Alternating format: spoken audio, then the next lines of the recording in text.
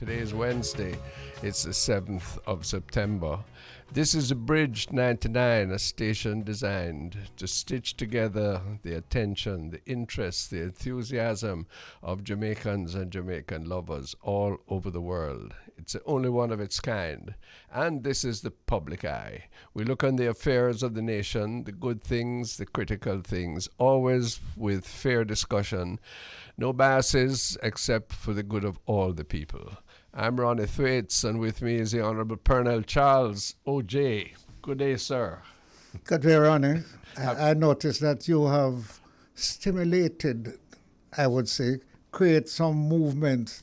I listened to some other radio station talking about diaspora. Yes. Oh, yes, they can catch it. I wonder how the injection went so far.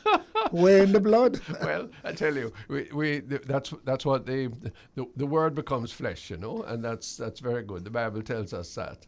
That's great. So and the last that I know that you're responding to people who now have one whole hour of lunch. Yes. So they get off at 12 and they can stay with us. Have lunch on the bridge. That's and great. Then go back and back to work. Do things. The studio engineers will tell us when our connection with Irwine Clare at Irie Jam is ready. In the meanwhile, I always try to find things that we can find common cause on. Yes. I want the Minister of Agriculture in Jamaica to win on his cause, our cause, to ensure that not 1 square meter of arable land, irrigated land in Jamaica, is used for anything other than for agricultural purposes. Do you agree? I am afraid to respond because he's my wife's son. And I don't want them to say I'm biased. Well, no, but I must tell you, I am very happy to see the government stand. Yeah. That there was no effort or no attraction to or any decision to move from agriculture to housing as came out in the papers. Well, and I don't see it that way. Well, what I wanted them to say is that we will not countenance that to ever happen. And they didn't say that. No. They said it hasn't happened yet. No, but you have said something. Yes. Which I will faithfully carry to my son. Yes. That I have been instructed by my co-host to advise him that on his and my behalf, we want to be assured. And we want you as minister to, in your presentation somewhere, that I can go and show off to Rani and say, Rani, see there, the boys. And you can be assured of a great clap. I hear we to take a break and then we join. Okay, I see. Irwine Clare on Irie Jam, good morning. Good day. We're still waiting for them to join us. We're joining you now. Yes, we're hearing you now. Good. Welcome. Hi, thanks. How are you? Well, survived Labor Day. Yes. And of course, Ronnie and Pearnel, the weather here is changing already, because I stepped out. I didn't have on my long sleeve shirt today, but I felt it. It's not the high 70s anymore. Well, I tell you, you all need to believe in purgatory like Catholics do, because what you put up there is not good for humankind. I know. I don't know why I subject myself to this, but hey, it's part of our existence. But let's let you know though that Labor Day went off. There was no major announcement of any crime or people being hurt. And that's a good thing. We were so happy to have the preview last week, Wednesday. Yes. Irwine Clare, we use this section to talk about things that are happening in Jamaica. We're going to welcome Ralston Hyman a few minutes later, well-known economist and financial commentator, host of Real Business on Power 106. Pearnel and I just began discussion about the use of land in Jamaica. Yes. Now, land is a finite quantity. We're not making any more of it, are we, sir? Well, that was what my father took and excited me. Really? He said to me, boy, buy land any way you see it because no more land I make. Listen to me. The richness of Jamaican peasant culture comes out every other sentence in this man. You know. Well, this is good. And your daddy was right. But yes. What I want to make... What he didn't go on to say, which I would like to add, and we must protect and preserve what we have as best as possible. But this is why I can't convince this gentleman. Having said that, Irwine, listeners, I'm worried that I can't convince this gentleman that the bauxite industry is a sunset industry, because we do not protect our land when we allow the topsoil to be scraped off, and when we say soon come, which never comes, to the rehabilitation of the land. With all of its other byproducts, which we have not delved into yet, because let's also understand, the question will be asked, when has been the last impact study done on the impact on our health quality on those people around those areas? I repeat again, Pearnel knows, I moved resolutions in Parliament to this effect, and nobody paid me any mind. And we're still going on on that. But today, our concern is not so much minerals, but the transformation of some of the best arable and irrigated lands. Don't forget. Irwine, yes, sir. The Hansard of Jamaica will show the laughing of another government that I sat before, which my colleague, I don't know if he was present then. Every time that I get up to speak and I refer to the mashing up, the destruction of Moko and Senton, they laugh at me and say, Pearnel, Moko again? And it is still there. Well, if a goat fall along on the top and roll to the bottom, there's no way he can have life. And guess what? The thing that you're talking about, provisions were made by the Norman Manley and Bustamante period that time, and they don't do it. No, because we're in their pocket. Well, we whether we're in their pocket or in there wherever, I am telling you, the topsoil is there as mountain. And Irwine, you will look back to Monique, right? Reynolds did, in my opinion, a better job than all. Trees are on those lands. But when you leave money going to Ocho and the right hand, it's the level land. It was minute, you know. I see. But put back according to the contract. But let me ask you this though, gentlemen, and this is what is kind of frustrating. I think Ronnie mentioned it earlier on. When we look at these arable lands that are well irrigated, and some will say even flood when rain fall, why are we utilizing those lands for housing? Why? Because it's easier to build on. Because the infrastructure is there. Because the water is already there, don't you think? Because otherwise your cost of building, you have to go and bring water from somewhere, whereas the generations of Jamaicans have paid for that already. The St. Dorothy irrigation scheme in South St. Catherine and Clarendon, yes, is a fantastic infrastructure there which people want to capitalize upon. Now we need housing, but we don't need housing on agricultural land. And I want a clear statement on behalf of the people from the government to that effect. We have compromised enough. Is there a general, there's a sense that there's a general feeling, and gentlemen, bear me out here, I'm looking from the outside in, that when we have these kind of controversies, you get the feeling that somebody stick their finger out at something to see what the response will be and then draw it back. Hello, sir. The word is called bait and switch. I was about to go there. So the point here is this now, is that we have opportunities to address our food security, which is a major challenge. So what you do is come and say, this land I'm going to use for agriculture, okay? Give me the big piece, whatever the terms, etc., and give me an option to purchase, all right? And then somebody connected with you, right? Come and say, could we really have X part of it, maybe most of it, for housing? And then you, like Shaggy, can say, it wasn't me. It was running. What kind of foolishness is that? You think we're so damn fool, Irwine Clare? Let's not indict the government on this one. I'm not indicting anybody yet. Hold on. The Prime Minister, in a report from his office, said no decision was ever discussed or taken by his Yeah, but I want Who's the decision. in charge? I want the decision now, sir. Yeah, well, the decision is you have asked me to get somebody to come here speaking on their behalf. I don't speak for them. And you know why? Because I know that the Minister of Agriculture is going to be put in a very difficult position. He needs all the strength from the rest of us to say, look here, food security come before housing profits. Well, we need to say, I hear you talking about food security.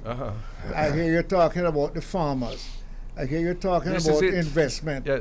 No, I want to be assured that the land that is going to produce the food for the schools, for tourism, for the rest of us, nobody, big man, small man, or middleman, is going to come and sweet us up and say they want to put on a few holes for the workers. No, nothing like that. Agreed.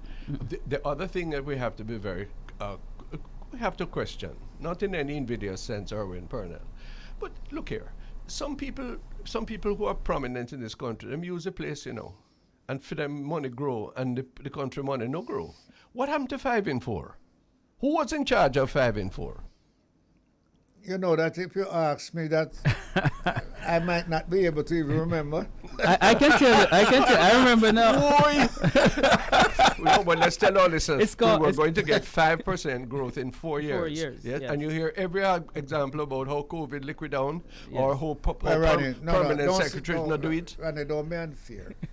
Clovis really licked down some of it. Understood, and sir. Bad. Understood. Whereas are we off that plane to get development? Maybe not 5 in 4, but maybe 6 in 8. Tell me. Give me something to hold on to. Give me something to work towards. Yes. The World Bank and the IDB say that we're going to grow at 1.5%, 2% maximum for the next several years. Yes. So come we face that reality and then decide how we're going to do, what we're going to do about it to try and accelerate it. Because for some people, that means a slice of bread rather than a quarter bread. For some people, that means the decision whether I trod the narrow path of honesty or I get into scamming. We need to be clear. And Irwine will say to you, that is not just Jamaica.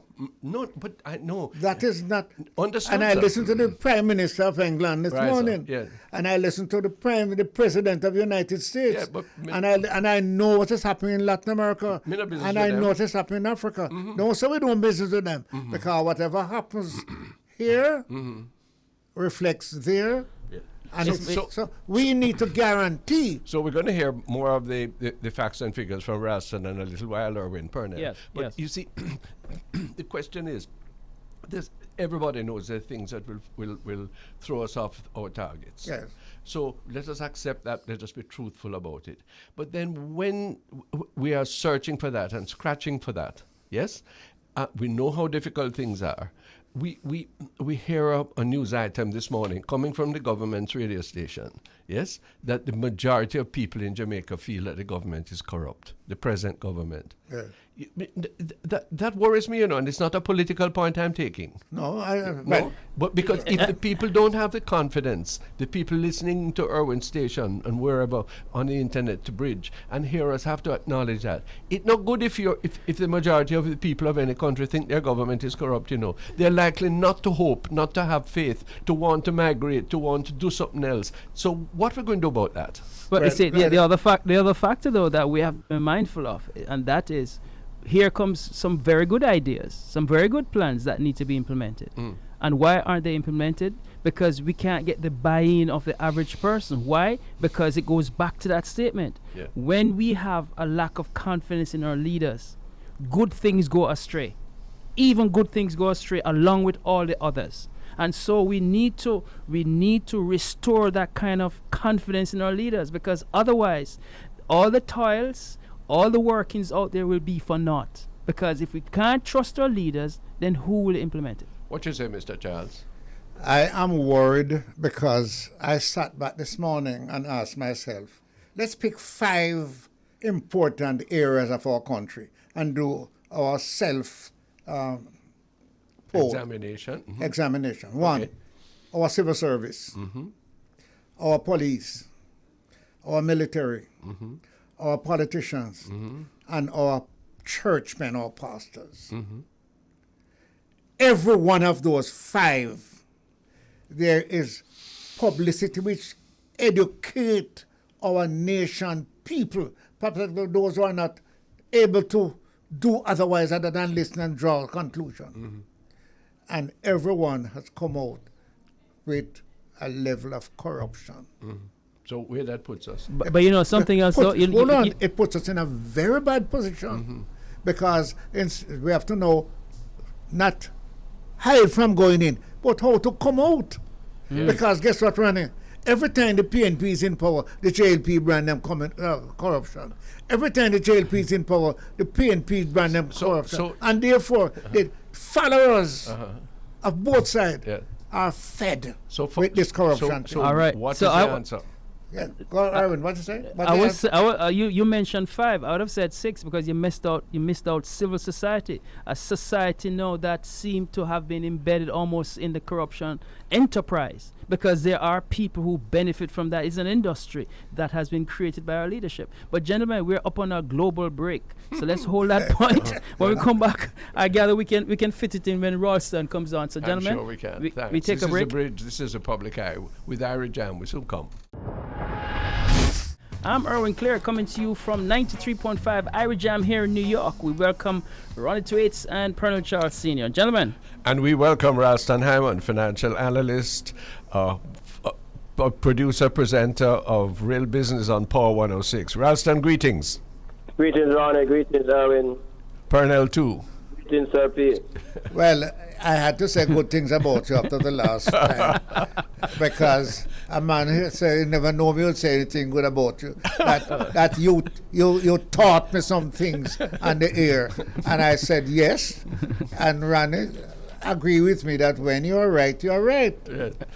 And it's not every time you're in a position to accept that a man is right, you know. No. Even though you know him right. Look at that. Look at that. And before we go on, gentlemen, if more of that was just taking place in Parliament, a lot more production would take place. Anyway, moving right along. Ralston, the audience today is not only a Jamaican audience, but that of Irie Jam in the tri-state area of the United States, eh? Yes. And we're anxious for your help because from time to time you're a barometer. You tell us what is the current state of the Jamaican economy. Are we growing to 5 and 4 or to whatever our current expectations are? Are we facing stagflation? With Britain this morning, the governor of the Bank of England, you will remind me, saying he saw little that could stop their economy from going into recession. What's our situation? Well, we saw for the second quarter of this calendar year, the Planning Institute is estimating that real GDP grew by 5.7%. We know that's not growth, this is recovery, because we're still below where we were in 2019 prior to the pandemic. So what we saw was the mining sector declining by 60%, construction down by 4.2%, manufacturing was up by 2.8%, agriculture up by 12.6%. The tourism sector up by 55.4%, the BPO sector up by 25%, transport, stores and communications up by 10%, and we saw electricity and water up by 2%. So what we're seeing is that the recovery continues, but we're still below where we were in 2019. The fear is that the recovery will be halted by the increases in interest rates. Central Bank now has the benchmark rate at 6% per annum, and we know that Jerome J. Powell and his team at the Fed, they say that they're going to keep rates high and for some time, so we expect another 75 basis point rate increase in September, and we expect the local central bank to continue to increase, as the governor says, and that to us is that the recovery is going to be halted. And even with the recovery at this particular point in time, the people are under significant pressure. Inflation is at 10.2%, and we see all the problems and to the roads not being fixed, the garbage not being collected, the teachers and other public sector workers migrating because of the adverse conditions in the country. Ronnie, a quick question here. Ralston, you mentioned the recovery. If you take a snapshot now and use those numbers when you net it out, where are we in comparison to pre-2019? We're still about 2% below where we were in 2019. Real GDP is 194 billion. We were at 197 billion in 2019. And of course, that real GDP is the accepted matrix, but it doesn't that doesn't necessarily pan out into the benefit and welfare of the ordinary people. Huh? That's why I'm telling that the ordinary people, they are suffering a lot in the streets at this particular time. I've noted a statistic recently that the remittances, here's where we connect with our friends in the United States. The remittances have gone flat and perhaps are even going down comparative to last year. What is that so, and what is the and why? Let's move to the external account. For the first 4 months of this year, the trade deficit, the difference between merchandise exports and merchandise imports, was $1.8 billion. We imported $2.3 billion, exported only $511 million. So for the first 4 months, the merchandise trade deficit was $1.8 billion. In terms of the remittances, for the first 6 months, net remittances, the amount coming in versus the amount going out, was only $1.6 billion, which was below last year's level at the same time, yes. And that we expect that to continue as the Biden administration and the Fed continues to increase interest rates and the U.S. unemployment rate increases. Right. Let me ask you, do you think that the economy of countries like the United States and Britain, where many of our people are, their economy, their growth, their availability of funds also spin off on us over here? Diaspora people are not able to send home much money as a result of that. Yeah. That's what is happening, and that is why we see. But Ralston, we lost you there. Is he still there? Yes, I'm here. Okay, good. Ralston, but let me ask this. So go back to that remittance number, because during COVID time, when we had that stimulus here in the United States, there was an uptick in remittance, which went further, it was higher than 2019 numbers. How does the 2019 numbers, taking out COVID, reflect in today's numbers? Where are we? Well, if we took out the COVID numbers, we'd be a little ahead of 2019 today. Okay. Yeah, we have been at 3.2 billion. We were at 3.6 billion last year because of the COVID effect and the Biden effect. Right. So therefore, the stimulus during COVID, as it relates to Jamaicans in the diaspora and sending remittances, had a significant impact on the money flows into Jamaica. So that would not be like a one-off there. So therefore, we're not necessarily flat, but still ahead of the game. Yeah. But what is happening is that our trade numbers are running ahead of the remittances. The gaps that we create from our buying and selling, right, are running ahead of our remittances. So let me share something with you. Our friend Steve McDonald from Yard Market in Toronto sent me this, just in terms of, I'm always looking for solutions. We all are. Ghana is now the world's largest exporter of yam, despite Nigeria being the largest producer of yam. Ghana controls 24% of the 200 million global export market. Ghana makes $48 million a year as an export value for yam. The U.S. alone imported 87 million worth of yam from Ghana. We still have challenges supplying the diaspora market. If the Africans start to produce yellow yam, that's it for us. Yeah, well, as I said before, our total exports for the first 4 months was only $511 million. June plums, avocados, mangoes, pawpaw, sweetsop, guineps are all on the market coming from other countries. Yes. Honduras, Costa Rica, Dominican Republic. We used to supply these. Yes. Now they have taken over.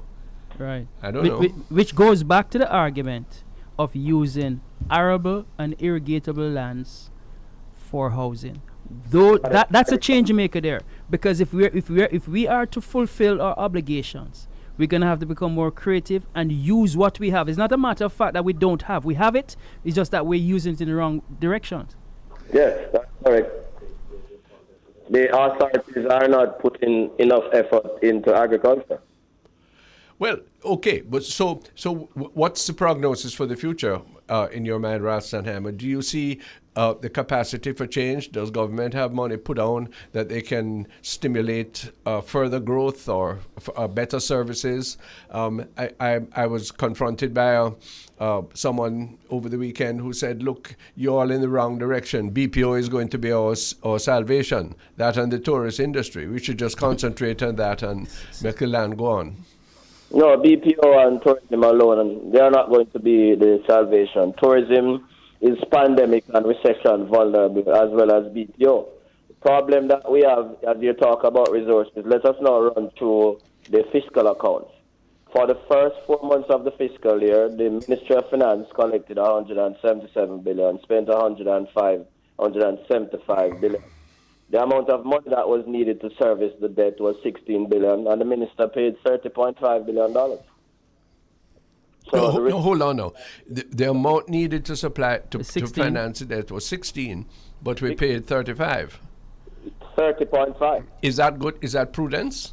No, that's not fiscally prudent because we have all of these gaps in the sectors. So rather than pay the debt as programmed for and support those sectors, what we do is to overpay the debt and to kill those sectors. And that's a big problem, and that's one of the biggest problems right now, the misallocation of resources by the Ministry of Finance. If you look at the UK, Liz Truss now has a debt to GDP of 99.1%, but she's still talking about tax cuts in order to support the economy, fuel subsidies in order to support the economy.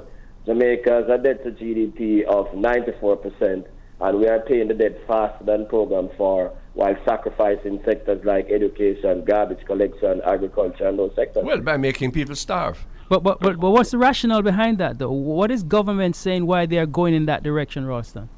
Well, you have to ask the Minister of Finance. He contends that the major focus of macro policy is to pay down the debt, and we are saying that it can't be at the expense of development of the country. So we need to see a change in that. What we are saying is that to hold firm to the target of reducing the debt to GDP to 60% by the years 27-28, we do not believe that's an appropriate and prudent strategy at this particular point in time. No country is doing that at this particular point in time. As we said, in the UK, it's 99.1%. In the US, it's 134%. In the European Union, which invented the 60% rule, it is 88%. In China, it's 270. In Japan, it is 250. We're not saying we should go as far as they are going, but we're saying that we need some relaxation in terms of the fiscal account. You can't collect the people's money and then turn it over to the people who have enough money already and starve them and then expect to have peace and stability. That is why the criminality is breaking out in the country, left, right, and center. Ralston, somebody texted me just now and they asked me, the question is, who are the winners here? Because we hear of banks making profits hand over fist. Are they the winners? Are they the winners from this overpayment? They are the winners from this overpayment, and they are the winners of the interest rate increases. When the central bank increases interest rates at 6%, they are paying the banks 6% on the 30 billion in reserves that the banks hold at the central bank. So they have no incentive to lend. As the governor tells us, private bank lending is reducing, and over the next 8 quarters, we're going to see contraction in the economy. Ralston, this might be funny asking you this at your level.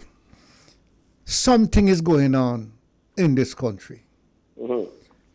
I try to find a man to work at a gardener level. Mm-hmm. Him say, him have to make an appointment because I'm a worker already. My wife tried to bring in somebody to work at a nursing home. Mm-hmm. And she said, I will give you $3,000 a day. She said, no, ma'am. No less than 5,000. So I go out on the road. Can you find a room to rent? It rent out. Then I say, hold on a minute. I can't get to go home. Why? The road have on thousands of cars. All right. So somebody need to tell me what is happening. Nobody is available to work. They are working. It's not I'm lazy. They are working. They don't want no $2,500 a week to go and pay. They want $5,000. Go in the supermarket. I said, my wife, listen, give me a little backup now. What's going on in there? She said, well, the carts are not back up to full yet. but they are way above where they were last year. So, as hard as this is, are we a little better off? Right? Ronnie, I see the children going to school. What a beauty to see all of them in new clothes, nice shoes, and I look back to my days, Well, rough. So what is it? The informal economy, or is it that we're not counting it right? Yeah. All right, so here's the answer to that. In terms of the employment, people are saying that inflation is running at 10.2% rather than 10.4%. So we're not working for that kind of money again. Okay. So the man that ain't working for have to be getting money to pay him from somewhere. Precisely. So a lot of persons have left the labor market and are in the informal sector, selling a little thing there and a little thing there, so that they have a more mobility, because they're saying that not going to go at one place to work for $2,000 a day in this environment where inflation is 10.2%, and when you go to the supermarket you can't buy anything. So that's the reason.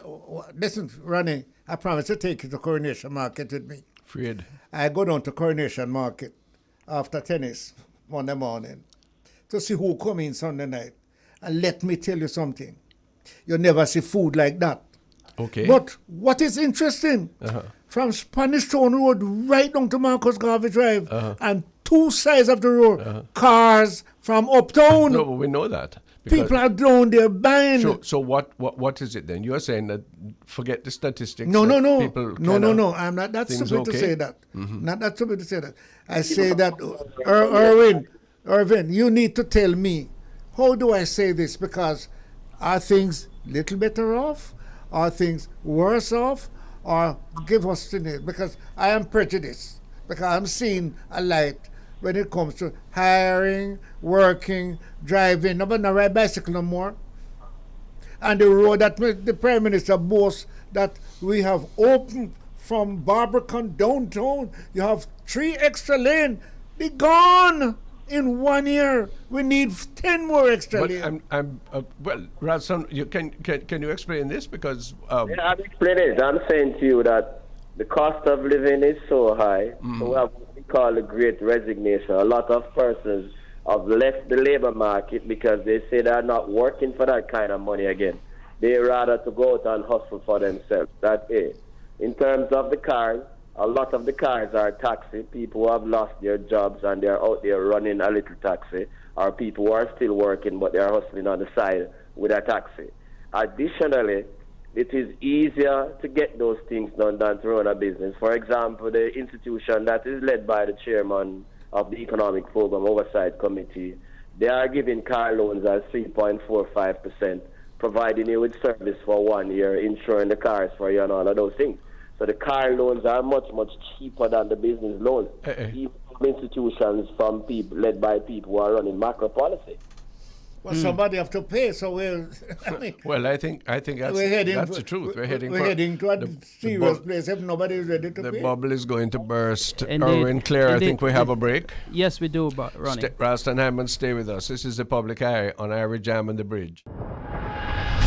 Thanks for being with us on The Bridge 99 FM. This is The Public Eye, Pearnel, Charles and myself.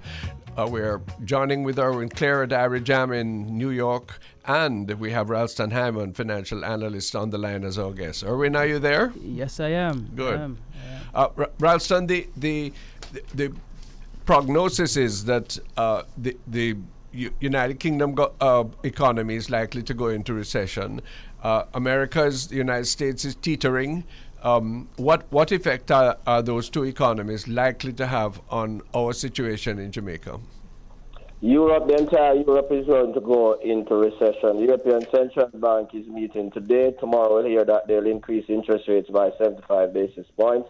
The American economy is also going to go into a recession. Jerome J. Powell made it clear that the Fed has an unconditional responsibility to bring inflation back to 2%.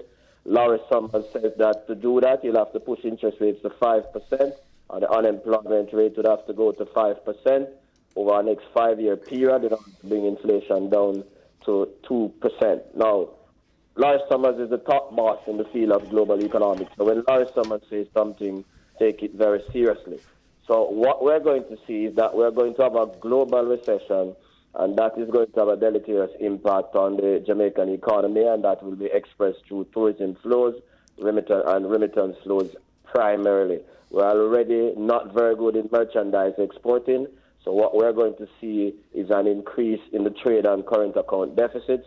The Bank of Jamaica continues to increase interest rates. That makes life harder for the people in Jamaica because they are following the Fed lockstep.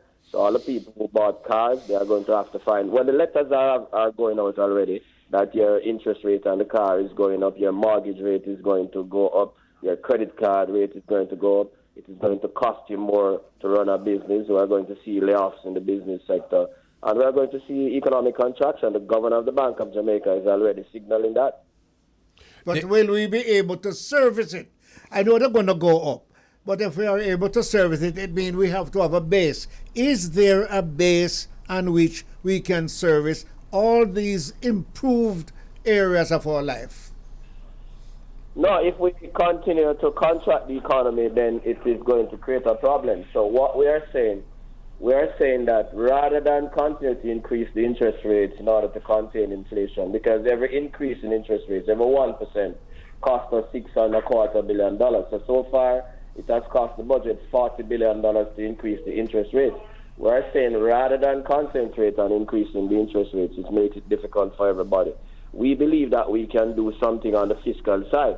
The government is collecting more than it should collect. And additionally, we are still pursuing this target of bringing the debt to GDP down to 60% by year 2027, while Barbados is saying they are going to do it by the year 2036. That is why Mayor Motley can do more for our people than we are doing for our people in order to develop the country. So we are saying that we'd like to see a change in policy where we push the target to service the debt to GDP out to 2030, 2031 or thereabouts, so that the government can find more fiscal space to spend more money on education, not related to cut the crime. It's not only about policing. If you want to deal with the crime, you'll have to deal with more in terms of education, social intervention, more investments in agriculture, more investments in science and technology, more investments in renewable energy. In other words, we have to reduce our foreign exchange dependence in this environment because the sources of foreign exchange are going to get tighter and tighter. Whilst this is going on, Ralston, we see the construction industry, the building industry, just seem to be spiraling. What's happening there? What can we anticipate in those situations? Construction industry declined by 4% during the second quarter, and we're going to see that decline continue because there's a whole lot of excess capacity. Because what we're doing are building houses in the $40 and $50 million range. So if you go to places like Barbican Road, Paddington Terrace, Wellington Drive in Mona, the Ruthven Road Experience, most of those complexes are empty, are functioning way below capacity. Well, we know that, so what's going to happen? Who is paying the interest? Where is the vulnerability there? Yeah. Even if everybody is working now, who can pay $150,000 a month mortgage? And rising. Running. Mercy. Roland, let me talk like a poor man now. Yes, sir. There was a time when these people were paying $150,000. It was $40, $50. Uh-huh. It goes to $90. Right, sir. It goes to $100 now. Yeah. And there's still something, Ralston, it is your job to tell me because I don't know. There is an improved base somewhere that I don't know where it's come from. People are not living worse. They're not living worse. Well, that's not my experience. I just told you a while ago. No, some people are not living worse. But some people from day one. Okay. We are at day 10. So I am just telling you, let's talk food. Uh-huh. Every KFC or other place that you go, there's a line of 40 or 50 people lining up to go in. Okay, if that is your sign of I said that to my wife, and she said, well, guess what? Less people are cooking at home. Yes. Right? I said, but that's an improvement. Is it? Of course. I don't think so, but... What do you mean? If I can buy and save money without going home to cook, and I can use that to go to school and do other things. It does. I don't know that they're saving money to go to school. Well, that's another issue. Don't think of any bad thing. Okay, no, I'm not saying that. But I'm anxious to know, because I'm wondering, where is the capital coming from? Like you, where is the capital coming from for these high-rise buildings that seem to be going up? Who's going to occupy them? How many people can buy at $60, $70 million? What are you talking about? Everyone that they advertise down there, they're gone. But I wonder. Many I don't know if Irwine sent anybody down here to buy them out, but the majority of them are empty. Eh? The majority of them are empty, and people having to drop their leases and their rents in all of those areas. You challenge me, and I'm going to go there to investigate that. I don't know why I'll be buying and it's empty and I keep buying. Well, I must have something looking for us. Pearnel, yes. I think that's a lesson you need to take off here, because let me tell you, I too am amazed at the amount of spend I see, but at the same token, they just can't seem to be justified. So what we seem to be having here is a source of wealth that seems to be permeating the market that we can't put our hands on in a legitimate manner. Which one? That's hold on. Let Ralston respond. Horace Chang tells us that there's $1 billion circulating in what he calls the chop. Okay, there you go. Right. That is why those people can afford to build those houses and they're empty, because they're cleaning their money. It's called a laundromat. Yeah, but I can't laugh about that, you know. Yeah, it's a serious business. Yeah, because all of that means is that we're a damn kleptocracy and corrupt place, and there's no merit in that. There's no hope for that. You could have built up 20 stories and the next 15 elsewhere. And that's why that we can't make sense. And we can't give merit to what we see happening now. That things, cars on the street and stuff. Can't go to school and eat properly. Probably because I'm the political student among the four of us, right? I looked in the future to the problem. Yeah. Because if you have several apartments and they can't rent, and somebody can't rent it because I don't have money to buy it, I look and I see political problem. Oh, well, I see more than political problem with that, you know. Huh? I see a lot more than political problem with that. Because we are saying we have a shortage of housing, and we have housing locked up in the nation because of, all right? And we're using capital for situations that is not permeating to the benefit of our nation. Let me ask Ralston something, though. If we're talking to people in the diaspora, Jamaica's economic future depends on a lot on their economy, their investment habits. Is this a time to invest in Jamaica, and in what areas? Well, if I were to tell people to invest in Jamaica, now I'd say that investing in agriculture and renewable energy would be the key at this particular point in time, as well as in education and training. Right. Because the whole thing about housing, there's so much excess capacity, and if you are going to invest in housing, you'd have to invest in the area of 5 to 15 million. What we're seeing is this nonsense where even NHT getting in this madness about 40 million and those things. There's enough excess capacity in that segment already. Okay. Well, I think you better get in public speaking, because guess what? We need to teach a certain level of our generation that education is an investment as in the future. Like the businessman invests in a factory, you invest in education. But Pearnel, yes. Time out. You see, that is not something that wins you vote now. Because if that was the case, then our politicians would be leading the charge. It is not something that gets you votes, because that's too sacrificial and long term. And that's the challenge we have. Another of the challenge we have. Well, Ronnie and myself had made a public call that we as former parliamentarians are ready to go out to convince the younger ones that sitting under a tree with a tablet trying to do what you can get people money, it's organized to go to prison. What you have in your brain is as good as or better than the money that the man have in the bank that he takes out and invests. When are we going to get back to 3 and 4%, 5% growth a year, Ralston Hyman? Well, I can't see that in the next. It all depends a lot on what is happening externally in terms of what is happening in Europe, in terms of what is happening in the U.S. economy. Oh God! And we do not see that within the next 3 to 5 years. You realize that is what you're pronouncing is a life sentence on a large number of our people.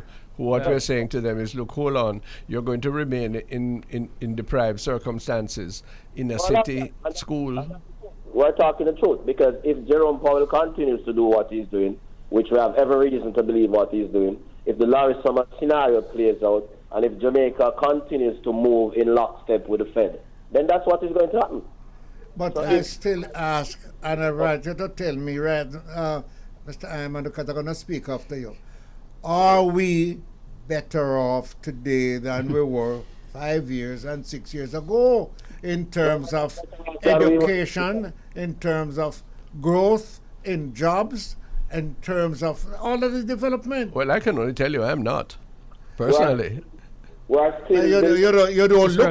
don't look like. No, I mean, thank God, but for fixed income people. Well, yes, but maybe you don't need to do that. Well, maybe you don't need to live better than you are living at thank God. What you need to do is to pull those from the bottom. Then he's saying that's not likely to happen before God comes. Well, listen, gentlemen. One thing that is going to happen soon in the next minute and 45 seconds is that we are out of here, and I have to depart from this conversation at this point. I just want to say that we are concerned here in the diaspora. We recognize too that the recession will have some impact on us. But one thing from a historical perspective, especially in the short term, there are those who will say the recession will be short term. We have some opportunities here that we need to look at and pursue.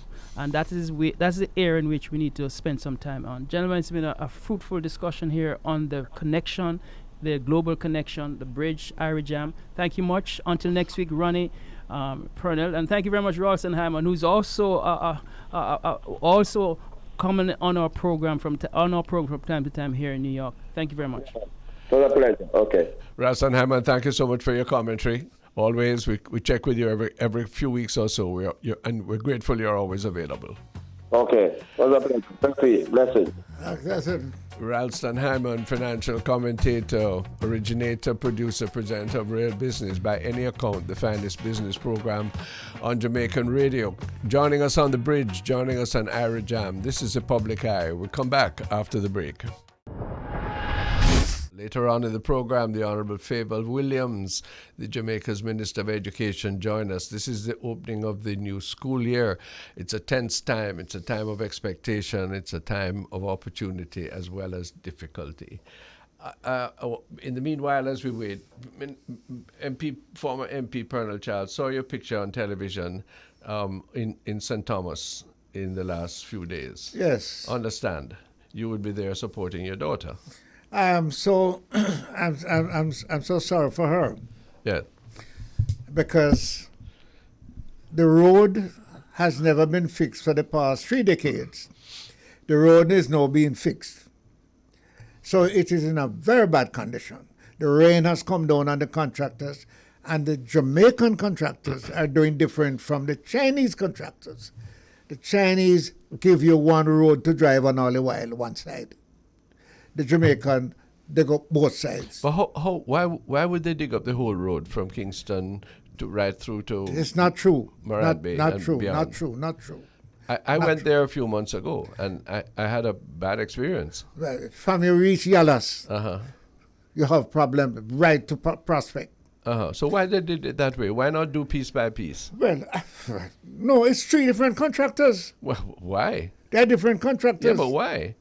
They can't do it. I mean, at the same, if somebody. No, I think the master contractor is the whatever the contractor. Chinese company. Right, and the Jamaicans have pieces. But it looks as if we're not organizing it well. I mean, the member of parliament is put in, and the citizens are put in an utterly invidious position. She's in such a position that she said to me, "Why me?" I said, "Listen." Yeah. Listen. She can't defend that. She must critique. She met with the contractors. I was there. Yeah. She met with what's the name of the big contractor? China Harbour. China Harbour. And the 3 local contractors. and they promised her what they are going to do and what they're going to do. But they not do it? They've been trying. I must tell you, I was out there in the night today. But hold on, sir. You see, I reflect upon the power of the people's representative. Cannot do anything about it. But then you see, tell me. The Prime Minister sent for the contractors, and the Prime Minister met with them. The Minister of Works. But equally him. No, he met with them too. Yeah, he can meet, but it no fix. And he toured with them. But it no fix. No, Ronnie, hold on. It's not that it don't fix. But it is being fixing, but not as we would like it. They start to fix and rain come down. No, respectfully, sir, egregiously. How school could have started and the place dig up, sir? Well, I tell you how it could start. Yeah. It's not the one place to dig up. That's a problem. No, the politics in it that caused the problem. Politics? Yes. I went out there. I went out there. So PNP dig it up? Hold on. Well, the PNP was having a meeting there, right? I think we need to get away from that. That is not the headline. Oh. What is the worst thing? That the children who were going to school for the first time. But this is a problem, no. It is they who blocked the road. But we know it. We didn't know. No. It's the roads. Children blocked the road. Blocked by old trucks and old cars. And a demonstration the morning when the children go to school, which is on 2 mornings straight. My point is, sir, that deal with that. Yes, but and that's the politics. No, I don't understand. What if people can't get through? I'm not condoning blocking the road, but I'm saying if people can't get through and they feel aggrieved, they should not be put in that position. No, they should not. But because you are in a position, you should not put it in a worse position that nobody could move. Look, the children couldn't go to school. Can you imagine a little boy going to school and not to go back home because the road block? Of course, I thoroughly agree there. But we go back to our basics. That is a consequence. What is the origin? And the origin, until otherwise explained, seems to be that this was not a well-planned execution. How could you have all 4 different people or 3, and they're all doing work oblivious of what it is going to do to people's convenience? Let me explain that to you. Oh, let me explain that to you. I wonder why you should, sir. No. China Harbour has the whole contract. Well, I think from Portland to Kingston. They have about every contract. But Jamaicans would never agree for a foreign contractor to have all of that. No, so 3 Jamaican contractors. But I don't mean they can work at the same time. I don't follow you. Yeah, but you should.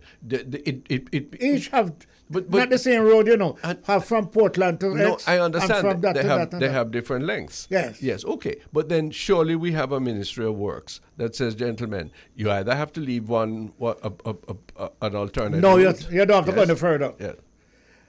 The supervision. Yeah. Public works at public expense. Can you imagine? For public benefit. Can do the people of St. Thomas that? Well, I tell you better than that. Let's come to Kingston. Driving from Washington Boulevard to the foot of Red Hills. Right.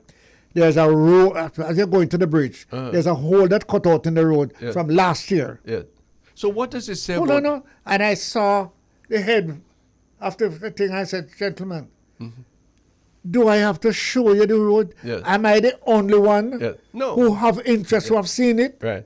And I drove there this morning, the road gone wider. Well, you see, sir, the difficulty is that points, the incidents we see, we experience, and we all kinds of other things intervene, what you call the politics. My concern is that are we planning, are we spending, are we managing in the interests of all the people? Or in our own interests. Could I confess something to you publicly? I go to St. Thomas twice a week. And I use some words that are not acceptable on the airwave. Yeah, I can't believe it, but anyhow. And I will say to you, there was reason for the people to be seriously concerned. So my daughter, who is a member of Parliament, got the Prime Minister to bring in the contractors, and they made promises to him. The Minister of Works toured the place, and they made so as the school is going to open. What happened? The day 2 days before, rain come, sun wash out, all the mall turned white water. Yeah. Follow me? Yeah. And what they have to use, Brookstone to fill up the holes. Now, believe me. Pearnel Charles specialty, Brookstone. If they use it in little cement, it wouldn't be bad. It wouldn't be bad if no, put cement. No. But I'm just throwing this thing. I commend you, for Brookstone. But let's go, let me finish the point. I said to her. So can we really manage big project? I mean, are we able to do this? And how government can embarrass for them own member of parliament, not to mention the people out there, by such chicky ham. I'm not going to say the government, Then who then? Because when you say government, who paying the money? No, but hold on. If they had given the work to China Harbour alone, all of us would be raising hell here. We'll be raising hell here. But that's worse. What about the Jamaican contractors? No, but not only that. You mean to tell me we can't build road? Ronnie? And do it right without kick up people's life? Well, let me show you one. In the 60th year of independence, Jamaica rising from what? Did we just do the road from 6 miles to White Mall? Exactly, so where we can't do it out there. Did we just do it? Were we always at one lane? I believe so, yes. I'm telling you. Sure. Out there, they're working on the 2 lane at the same time. Yeah. So I called the contractor and said, listen, why you can't work like all the Chinaman and do it? And said, boss, because we have to cut across the road. I said, talking rubbish. Yeah. And poor Michelle. That's embarrassing. Poor Michelle. Yeah. The children going back to school, the parents vexed, the children crying. Yeah. Yeah. She. Oh, she's at her wit's end. And she not like me. She don't use any word that is not your word. Yeah. But you see my point, sir? My point is that we, as Jamaicans, we have to stop tripping over ourselves. Mistakes will happen. Occasions will confound. We know that. Weather can intervene. But we have to take pride in ourselves. When the implicit thing is that if the Chinese were doing it, then we'll do it right. But we can't do it right. That hurt me to my core, Ronnie, I am embarrassed to say it. If you drive from 11 miles to Yellas, you can drive at 18 kilometers. And if you drive from Yellas to Prospect, it's not going in kilometers anymore. Yeah. It's a time you have to take it half hour, 10 hours, 2 hours from there. So you see, you can't be upset that people are upset about it. No, but you see that the embarrassment comes on you. We have to stop digging down ourselves. I'm going to shift quickly to another thing that really troubled me. Mr. Anderson, the Commissioner of Police, yesterday was heard on the radio. I'm paraphrasing now, but to the effect that human rights, people who speak a lot about human rights, are unconcerned about the plight of the victims of crime. They're more concerned with the rights of the perpetrators of crime. That is a dangerous statement and a supreme untruth coming from a man who has the power to arrest me. I'm a human rights advocate, yes? I am very concerned about victims. I'm very concerned that crime should be abolished, yes? But to state that in order to achieve that, we have to abrogate the rights, as Mrs. Malahoo wants to do, yes? Stated it clearly in the hallowed halls of Parliament where you and I were, yes? To abrogate the rights of the citizen is no answer. That is a perversion. But I'm surprised. No wonder the public reject the Commissioner of Police. No, look, let us look at what some of the things that the Commissioner could mean. I take him word right as him say it, sir. No. Come on television. You go pause it now. Go on now. 5 people were shot and killed in a part of Kingston. Same time together. Oh my God. Prime Minister's constituency. Right. Oh, poor fellow. Poor people. And who does the human rights go after? Nobody has said anything. No human rights. You understand me, Rennie? Yeah. Nobody said anything about the 5. No. Hold on, this is what the Commissioner is talking about. No, it's not, Because if you think that people who are concerned in human rights can be judged by the fact whether they express sympathy or not. But that's exactly what his implication is. He must be careful of what he says. He has the power to take away liberty. Yes. Yes, that is true too. People who have that power must be very circumspect. Yes. You know what his problem is? He's desperate because he doesn't know what to do. I wouldn't say that. And you know why he doesn't know what to do? Because the commissioner is just one of the thousands of policemen on the road. No, he's not just one of those. He's a leader, and he's a man who I would want to have supreme confidence in. Yes. And what he does is to erode that confidence by completely misapprehending the rule of law in any society, which is fundamental to a democracy. But let me go back to the point I was making and see if you can understand anything in that. Okay. 5 people shot and killed. Mm-hmm. Human rights don't say anything about the family and go after the shotters and the killers. No, that's not true.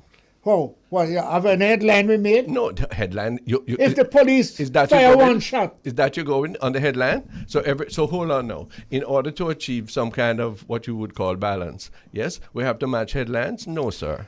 And there are principles involved, Mr. Charles. Headlines are not principles. We're talking about... What are you talking about? Headlines are not principles. Exactly that. Headlines generate principle. No, God help us then. Right, but God is helping. If God doesn't help us, we'll be in trouble. I am trying to tell you right now that when you say... So you accept what him said? Hold on. Let's go back to St. Thomas. My poor daughter said, Daddy, I've spoken to the contractors. They promised me that they're going to have the road ready for Monday morning. And rain fell. And what do you think? The sand they put in the road wash out and people block the road. What do? I say, ain't nothing you can do. Ain't nothing you can do. Because guess what? It is Monday morning. The children are being blocked out from going to school. The poor little one crying that they can't go to school again, they're going back home. And you're under trouble. So therefore, you just have to say to the contractors, we can't live with that. I think I have to say to the government and the minister, we can't live with that. I think that's true. You have to find a way if you can't live with it. Who you can live with? Should be more pointed. You should say, don't put my people in this position again. Stand with the people. Of course, you have to stand with the people. Join. But blocking the roads is not blocking the roads. Is not standing with the people. Well, blocking the roads is opposition tactics. If she was in opposition, she would very well do that. Of course, it's opposition tactics. So I catch you. But no, you don't catch me, because I have to admit that I block roads too. And I say it's government fault, although I know government is not government fault. No, I want us to do this time, better. Ronnie, I'm sorry for the... I can't understand a little boy who you say reach straight to go to school now. And when he reach halfway, it block up the road and him have to go back home saying can't go to school today. No, terrible. That's it. That in itself is a block in his head, not a block in the road. No. And the parents vex. Of course. And who did it curse? They curse a poor MP who is under pressure. Of course, but then they have to be clear. And I have to apologize for her. Whose side they are on, whose side she's on. Well, you heard her on the radio. Yeah. She said, I have spoken to them. Yeah.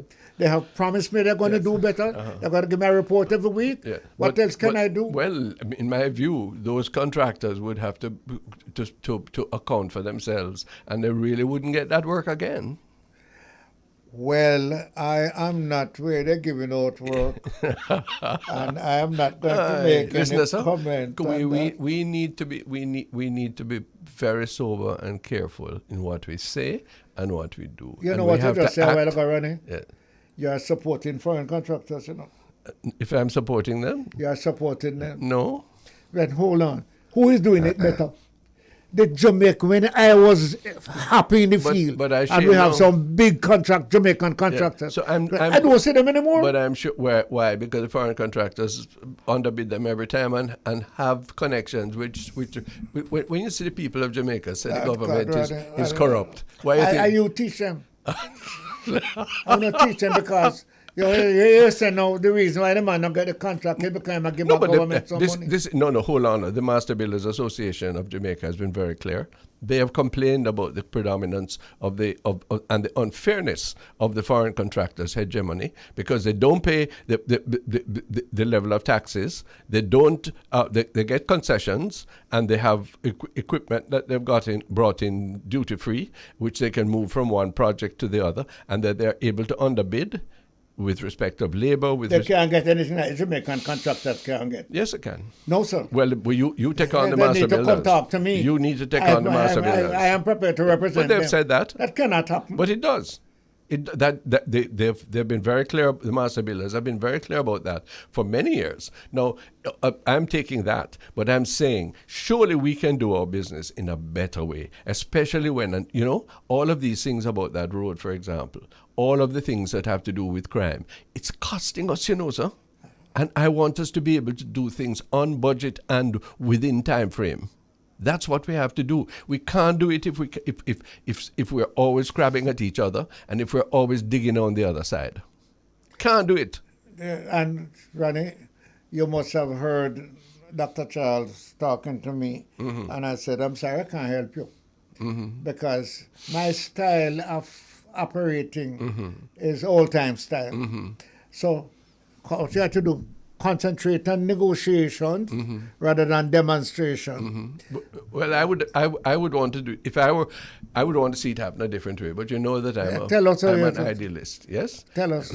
I would have wanted a combined approach to renegotiating that contract and its timing and its effect, done by not placing all the responsibility on the MP's shoulders. Surely she's a leader, but involving her opposition counterpart, the Custos, civil society, yes, a participatory approach that said, come now, this thing don't look good, it's not going to happen again, here's what we're going to do now. And then you go to the people and say, listen, it shouldn't go so, but here is what has happened, here's what it's going to do, we're all telling you the same thing, and I bet you the road wouldn't block.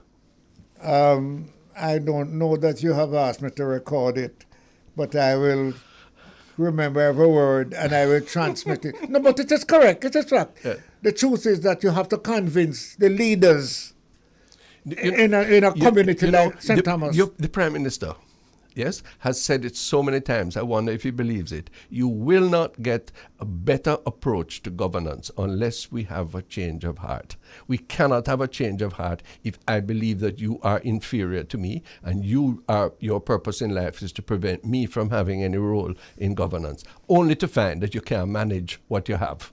That is what is facing us. Whether it is an MP in whichever constituency, Central Kingston, I had the same thing, or whether it is a commissioner of police who takes on a responsibility and a view for crime that his system and what his parameters of work cannot solve.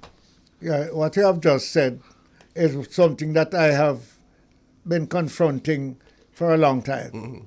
I remember when the police said they want 3 weeks more to bring crime under control, and the PNP voted against it. Yeah. And we said to the people, it's the PNP cause of crime, not the cause of problem. Foolishness. Okay, right? And the PNP said they're not going to do it because if they do it on crime up, who's going to get the blessing? Yeah. The JLP. What a nonsense. Yeah, we're charting a new course on the public eye on the Bridge 99 FM. Education is key in every respect to our future. When we come back, the Honourable Fayval Williams is the Minister of Education in Jamaica. She'll be our guest. Soon come. This is the Bridge 99 FM, a station designed to bring together Jamaicans all over the world. That's our purpose. This is the public eye and the open mind. The Honourable Pearnel Charles is the co-host. I'm Ronald Thwaites. And we welcome the Honourable Fayval Williams, Minister of Education. Minister, good day to you. Good day to you too. Thank you for having me on. What a pleasure. Minister, you are the Minister of Government in most demand and most pressure at this time. First of all, give our listeners here and abroad your information as to how school has reopened on Monday. This is the third day. Tell us what you're hearing. All right. So we have 7 regions across Jamaica, and we have been in communication with them to let us know how their schools in their areas have been doing. Additionally, I went out on Monday myself too. I visited several schools. And from all indication, Mr. Thwaites, schools started back. From all indications, we got off to a strong start. Yes, I know that there were some issues in different parts of the island, in particular in the east, in St. Thomas, where there's major roadworks going on.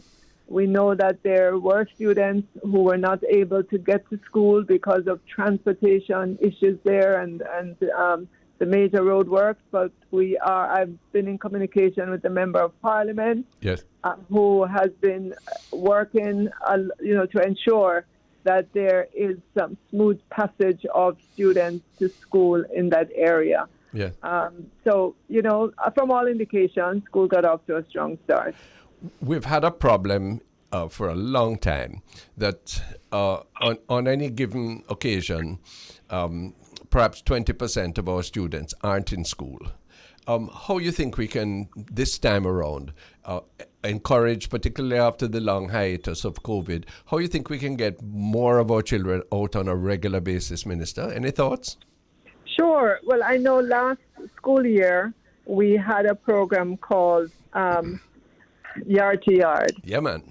In which we went out physically into communities to search for students who are not in attendance at school and would have gotten that information from schools to say the child has been absent for so many days. You don't think that should be a permanent program, Minister? Well, yes, we have to activate that again. Yes. And I would believe by the time we get into the middle of September, by the time we get into the third week of September, Sure.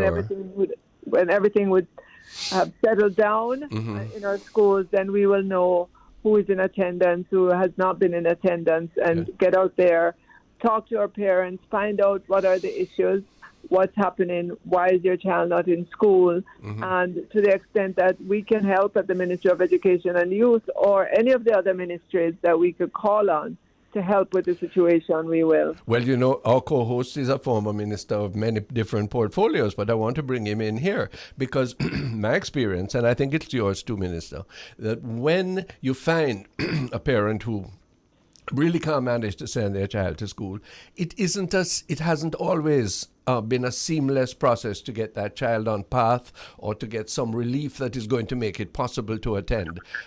Do we need to sharpen up on this, Pearnel? What do you think? We do, and this home to home, this program that they have is they want to find out which child didn't get to school and what can do. And Minister, one of the mistakes that was made while I was there that I couldn't call a mistake, and also with my co-host too, was that we did not, in my opinion, bring in the principals of the school sufficiently into who get path on and off and what to be done with them. Is that a good suggestion, Minister, you think?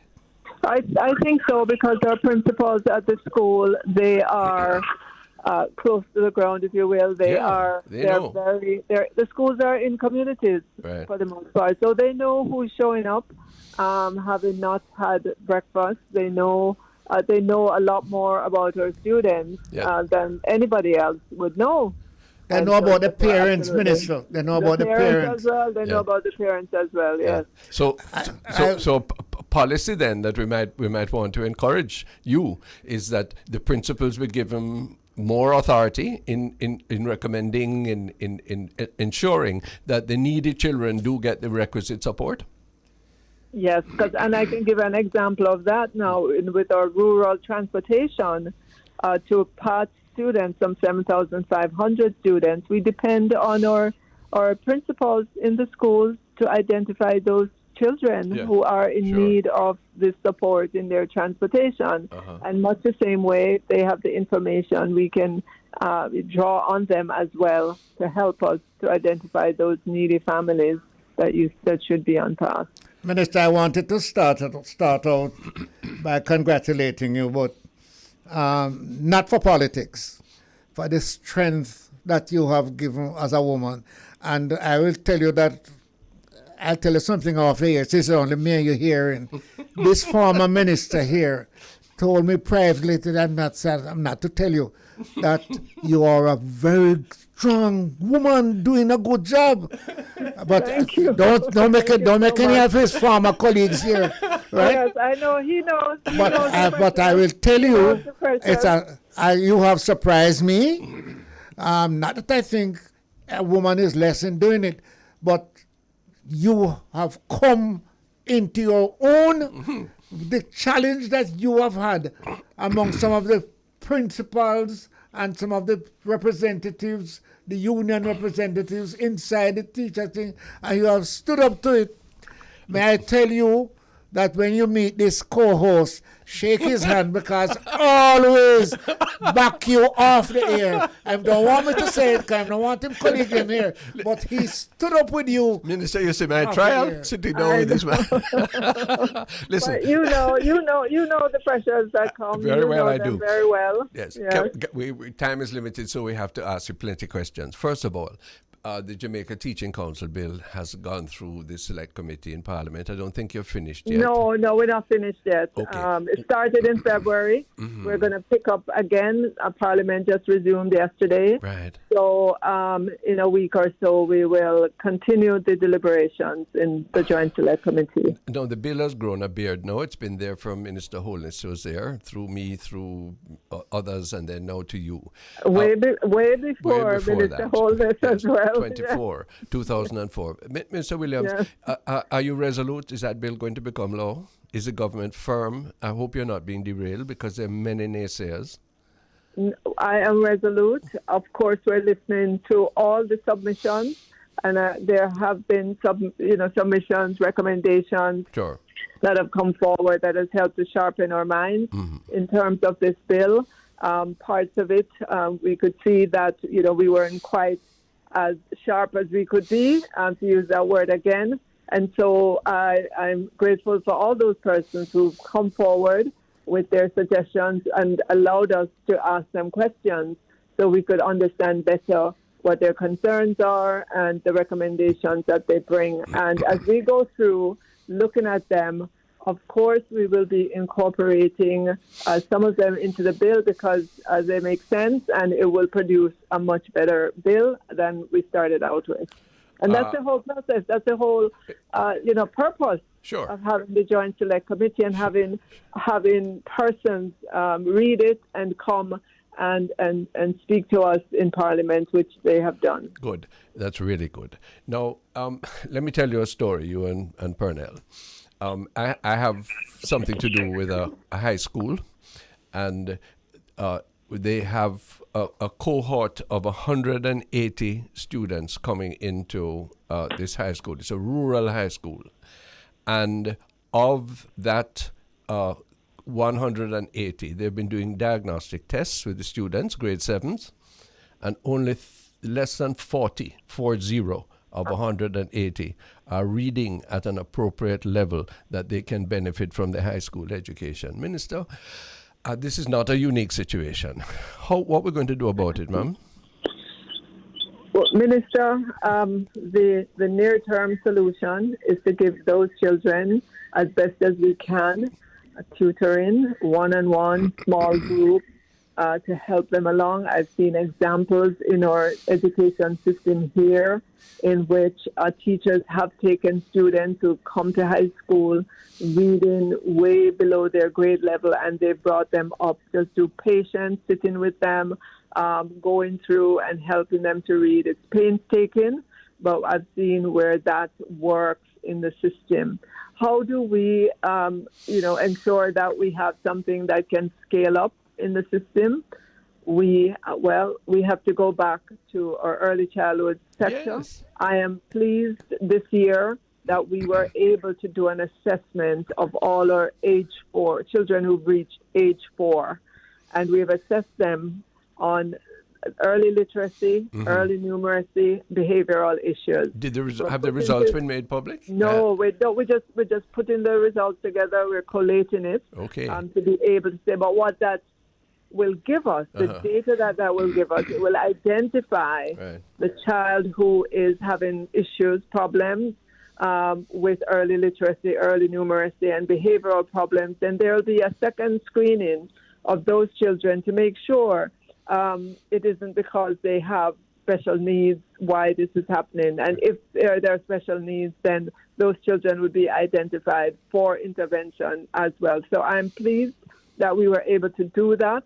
And as soon as we get the results, then we will be able to share those results. We have to start there and work with those children. So every year, as we do this assessment, we have to put the resources behind it to know that there's a set of, a third of the children that we're going to have to work with intensively to get them at the grade level, at least at the grade level. But for those who have transitioned to high school, we have to find a way for them, either small groups at the school, tutoring, after-school lessons, extra lessons.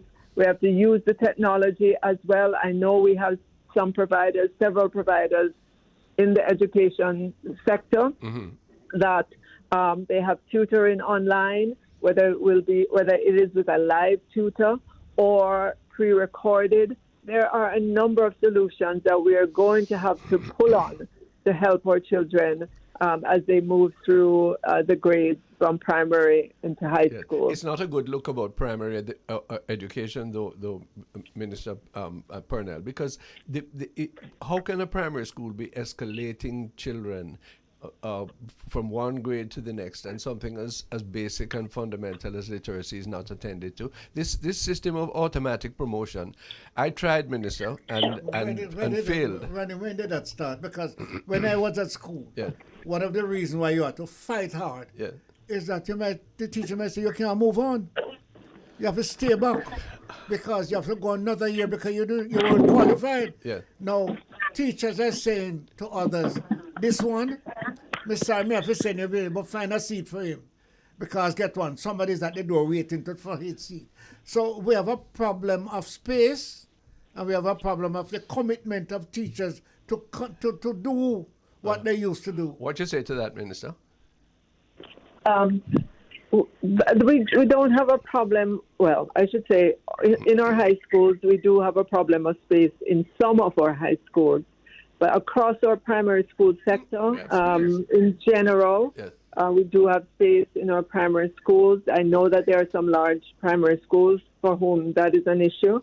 It's to me, the space issue is not so much of a concern right now. It's more getting that one-on-one, that tutoring with that child to help that child to move forward. Because children learn at different pace. I've been listening to you. Every child. You're pointing that out time and time again, but it strikes me that the system that is a product of all of our good efforts doesn't have the flexibility, doesn't have the capacity to react to the very differentiating styles of education. Minister, please allow us to take just a short break. We're coming back to hear you on that point.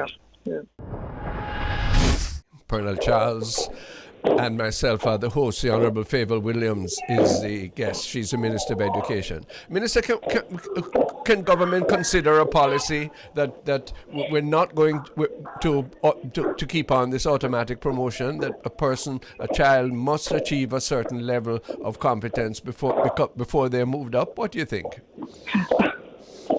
Minister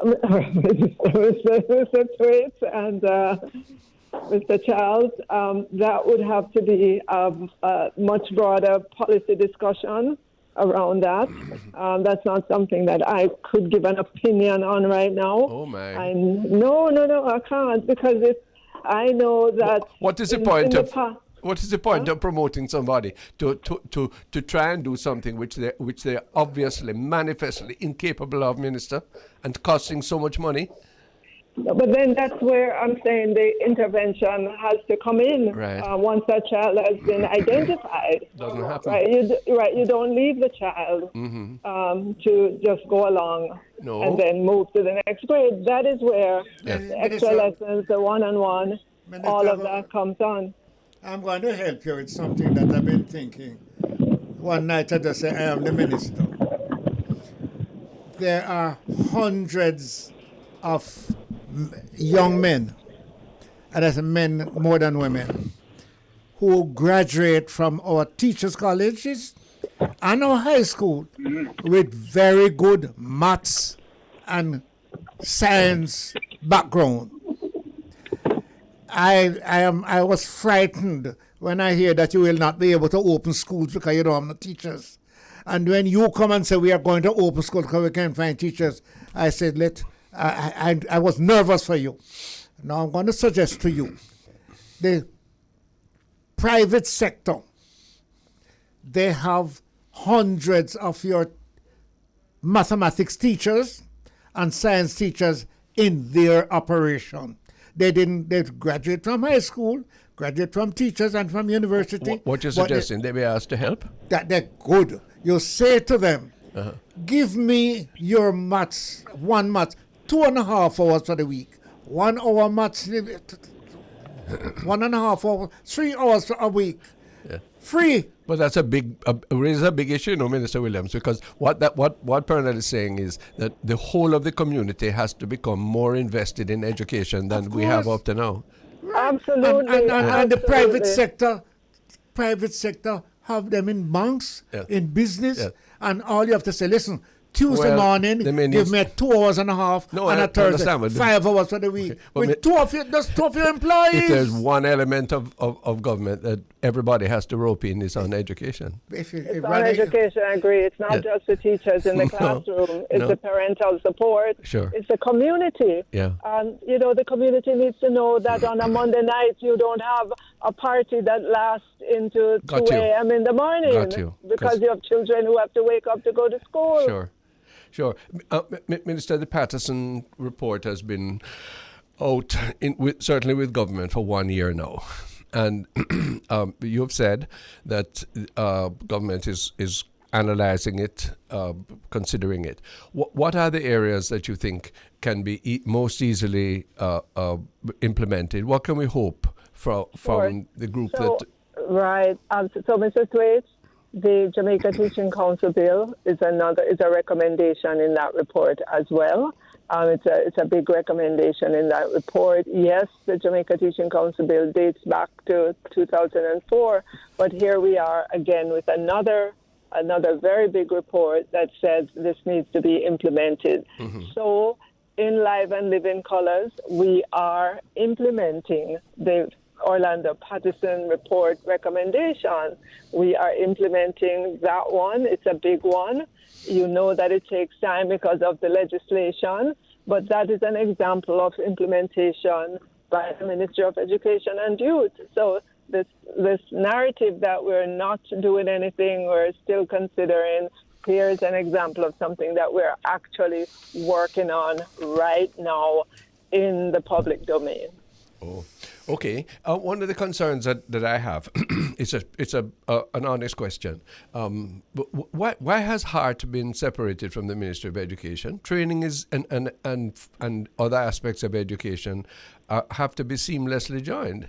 What impact or what influence does the Ministry of Education have in respect of the very lucrative resources of HEART? Oh yes, we still work together with HEART. HEART does provide us with some funding for some areas of some programs that we have. We're still joined up as a government, as a ministry, even though they're not in the portfolio, but they are a very important part. They're a continuation of the education of our students. So, no, there is a very strong working relationship with HEART. In the education sector. Just because they're no longer in our portfolio, that does not negate the fact that we work very well together, and they do still continue to provide financial support as well. One of the thoughts that I had, I just put it to you humbly, and maybe Pearnel will comment, is that level 1, level 2 of HEART ought to be done in the high school, Minister. Absolutely, from as early age as we can. That needs to be done there. I am pushing TVET as an equal component of the education system. But you don't control the resources to make that happen. No child should graduate. I'm just putting this to you. No child should, quote unquote, graduate, Pearnel, from high school without some certification in English, in maths, in IT, and in one employable skill, which is where HEART comes in. I hope that can be considered. Let me ask you, as a former minister and the present minister, I heard there was a big quarrel that this minister wanted to put 2 years on. What was that, 2 years? Sixth form. Sixth form. Mm-hmm. For what? What was the big thing? Minister, this 2 years that they were complaining that you want to put on students. Are these for those who did not learn enough? Are those who are graduating without having anything? What was the big thing? All right. I'm so happy that you raised that question, because we're trying to create more opportunities for our students, especially those who get to grade 11. And, they look and they see that they're there and they haven't passed any C-section subjects, or they've passed few. For whatever the reasons, we still have to create opportunities for them. And we've widened those opportunities so that when they graduate, they will have certification and be able to go into the work world with greater confidence about their skills. There's a huge difference between a child who's 15 or 16 years old and one that's 18. Those 2 years make a difference. And we believe during that period of time, those students can and will mature, and they will have many opportunities. They can resit exams. They will be given those TVET skills. TVET is on par with the traditional academics that we know of. Or TVET subjects are going to be certified by UCJ, University Council of Jamaica, or premier entity that does this certification of programs. That's how we're elevating TVET, so that it's not talked about anymore as only for those best students. Thoroughly agree with that, Minister. The problem with the program, I'm not referring to the particular emphasis that you're putting now, is that so many students come to grade 11 without the capacity to have taken external exams and pass them. Right, the thing we have to do is to do it right the first time, and then we use those extra 2 years to add on, not to repair. Absolutely. But we're not there yet. That's a problem. That's a good way of saying it. Yes. Whether we are repairing. Into Parliament, we have Parliament. Yes, thank you so much. Our time has run out too. Much obliged for your time. The Honourable Fayval Williams is the Minister of Education, hurrying off to Parliament. Well, all right, and it's Parliament starting on time. No, Pearnel. You know what is my motto? What is it? Education. Yes. Let me tell you something. Quick. That is the profession that all of us should have. Of course. Once you have education, you can do almost anything else. I believe so. And thanks, because it allows us to do just what we're doing on the public eye on the Bridge 99, for which we thank all those who have made this program possible, our guests, our technical staff, and our audience, and bid you all to join us next week, Wednesday, at midday in Jamaica for the public eye on the Bridge 99 FM.